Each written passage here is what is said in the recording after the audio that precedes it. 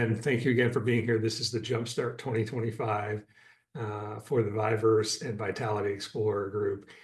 And it's a very interesting thing to think about that we kind of sometimes wait until until New Year's Eve, and we think about, okay, what are going to be our resolutions, maybe remembering a few of our regrets for the past year. The last 2 or 3 years, I've done this right now, 2 or 3 weeks before the end of the year, so that I can jumpstart the beginning of the next year. So again, this is Jumpstart 2025. And I wanted all of us to think about this specific question, because when we're trying to say, okay, how can we have our best possible year in 2025, I think it's important to be specific. And so as I go through my presentation here, I want you to think about this question. How can you optimize your meaning and your joy in 2025? And think about that question quite seriously. And I do this in the context, and I'm sharing this picture I took this past June, which is of the Southern Ocean, just near Melbourne, Australia. And I had a delightful trip down there and was able to capture this amazing double rainbow. So think about that question. And I want to tell you just 2 stories of people who optimized meaning and joy in their lives. And Marie Curie, I think, was one of those who optimized her meaning to the absolute max. And she was a scientist at a time when it was very difficult to be a female scientist, but she didn't get one. She got 2 Nobel Prizes in 2 different fields. And she's still, the only one who has a Nobel Prize in physics and in chemistry, okay? So when you look at it and you say, okay, how did this person do that? And when you take a deep dive into her life, it was not an easy life, but it was a very, very meaningful life.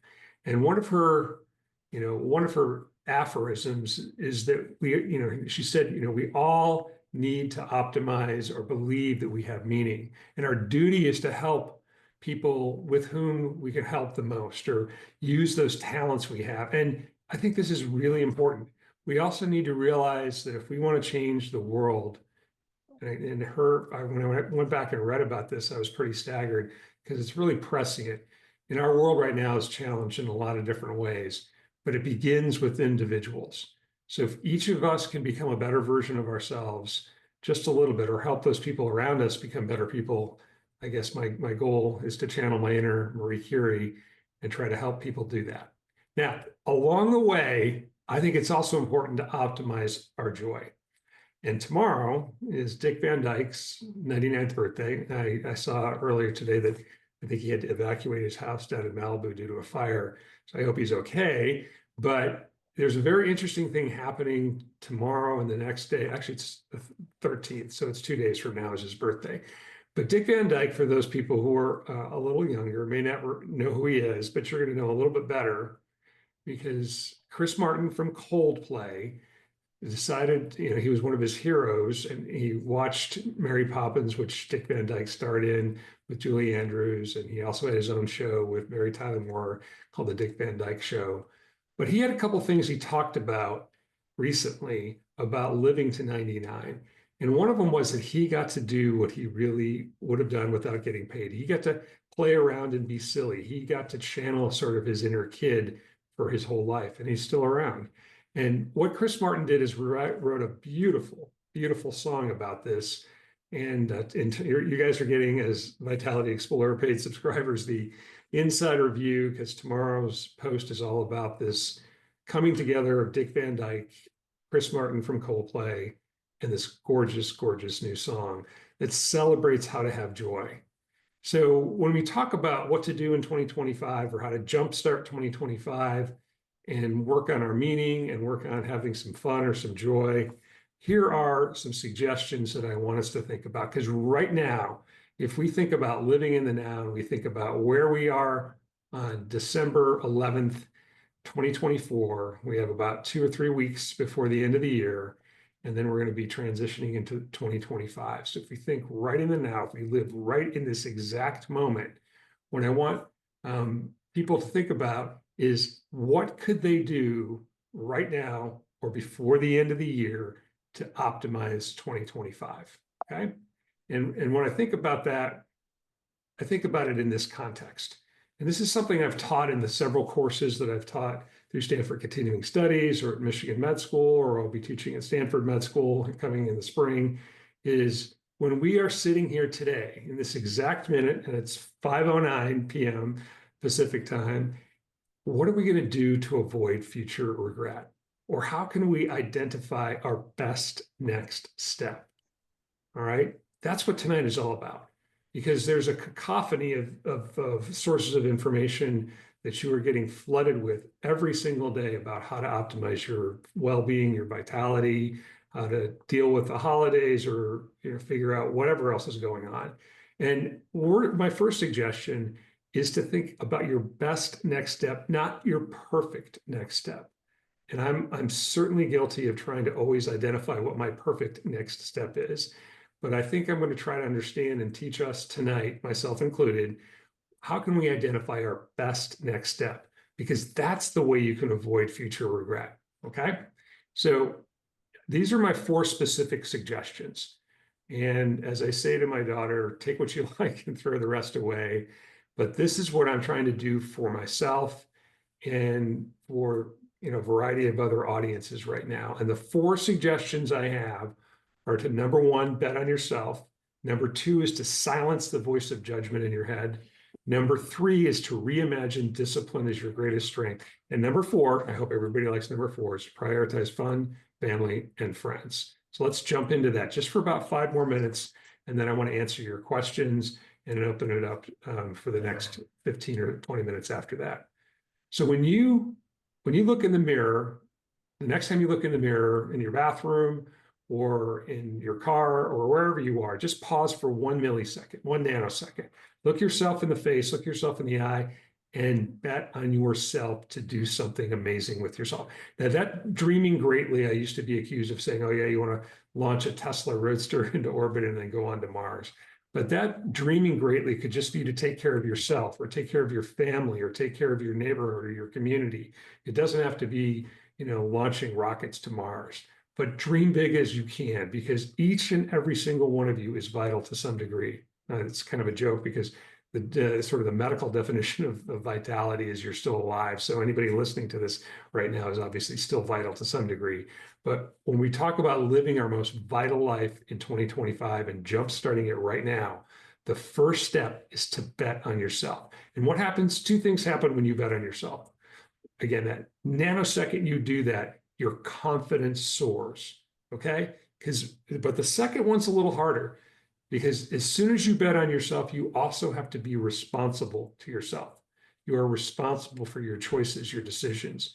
And for those of you who are longtime, listeners or readers of Vitality Explorers, I've said it for a long time. Vitality is a gift you can only give yourself. I can't give it to you, your government, your mom, your teacher, your son, your daughter, whoever it is can't give it to you. It's something you give yourself. And in this holiday season, I'm just going to suggest you give yourself the gift of vitality by taking ownership over your choices and decisions.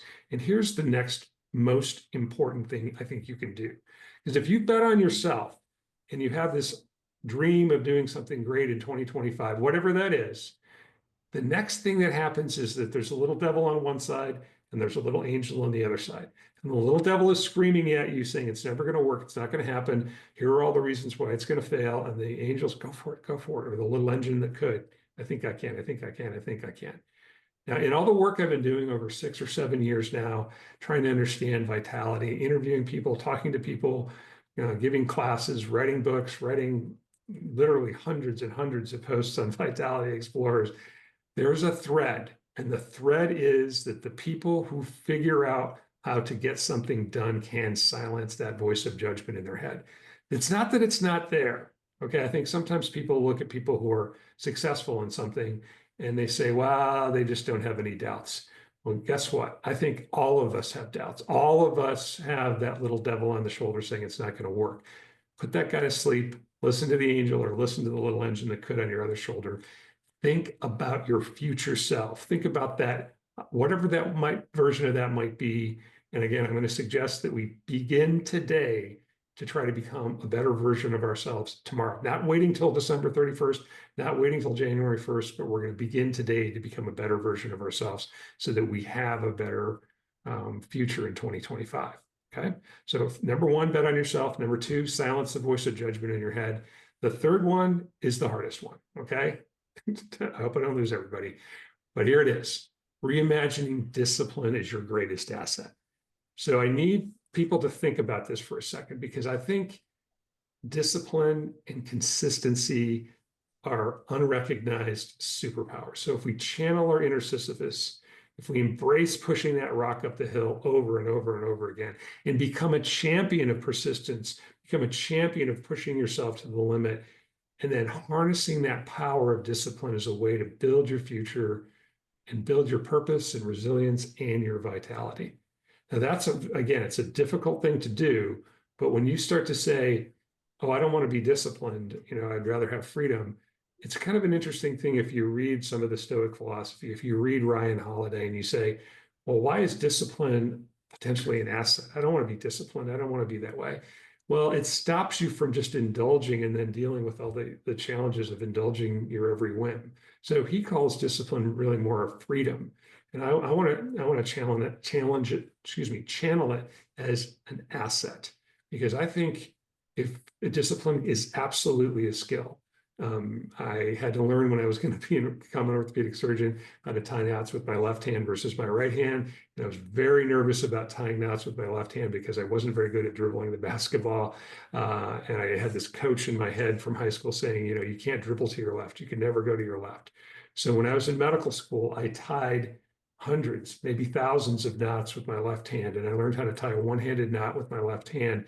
And now when I fix a rotator cuff or other things, if I tie a one-handed knot, I almost exclusively tie it with my left hand, because my left hand is better than my right hand at tying those one-handed knots. So discipline does work. Discipline does lead to a skill set that can be meaningful and helpful later. And the final one I want to talk about, and then I want to answer your questions, or I'm going to have some questions for you if you don't have questions for me, is to give you a social prescription.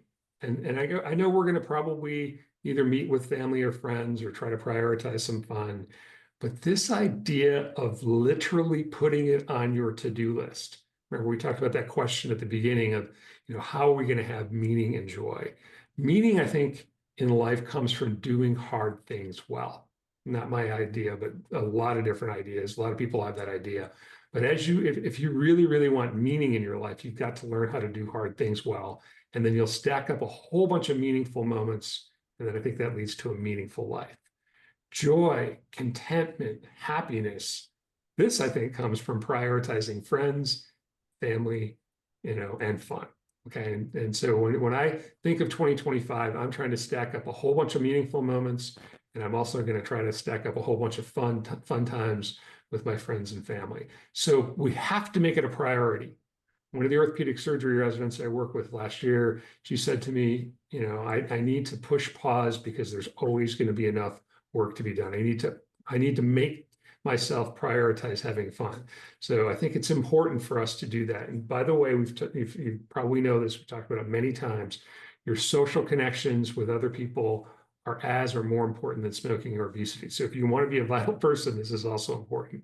And it's very important to also realize that friend development takes time and effort, especially as we get older in life, right? So when we were in middle school or in high school, we didn't have to be told to have fun. We didn't have to be told to try to go, make some friends. We wanted to do that. We did do that. We were engaged with them as much as we can, even all the way through high school or college. But then your life gets in the way, other responsibilities gets in the way. So try to prioritize that.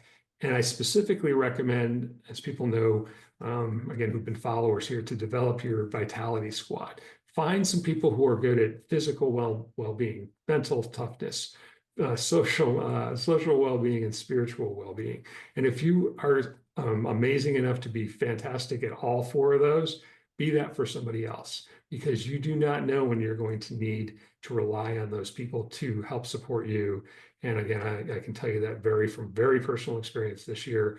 I've been incredibly lucky to be able to rely on a cadre of specifically amazing friends who are experts at physical, mental, social, and spiritual well-being. And the final thing is to practice some scary sharing this season and before the end of the year. That might be the most difficult thing we're going to talk about for just a minute or two. And scary sharing may be just telling a friend that you're lonely and you want to go out to dinner with them somewhere, or maybe having a meaningful conversation with a colleague, or God forbid, forgiving somebody during the holiday season or forgiving yourself. That can lead to closer connections. So again, if you're going to prioritize fun, find one or two things that you love to do, not that you like to do, that you love to do, and try to put that on the calendar for 2025 and add that in with your friends and family. And again, those are my 4 suggestions about how you can optimize your meaning and joy in 2025 and how you can jumpstart 2025. So the final suggestion to pull it all together, instead of the 12 days of Christmas, I would suggest we have the 12 days of vitality. Over the next 12 days. And again, 12 days is something that I like because that's 11 and a half days is about a million seconds. And I've talked about the million-second challenge before, but let's call this one the 12 days of vitality. And if you take 1,000 seconds each day over the next 12 days, you can parse that into 250 seconds at a time, which is, about 4 minutes. It's about 17 minutes total, by the way, per day. And you could spend 4 minutes working on your physical vitality by just taking a short walk. You could take 4 minutes working on your mental vitality by, just meditating or taking some deep breathing. 4 minutes calling somebody else or texting some people, and finally 4 minutes just praying or meditating. Anything you think you need to, or in this idea of using what I call the vitality blueprint. And again, when people talk about what I've done with Vitality Explorers or the courses, I don't think I've done anything novel or particularly interesting, but I try to give people a framework. I try to give people specific actionable things that they can work on. So I hope this has been meaningful or helpful to have a conversation about.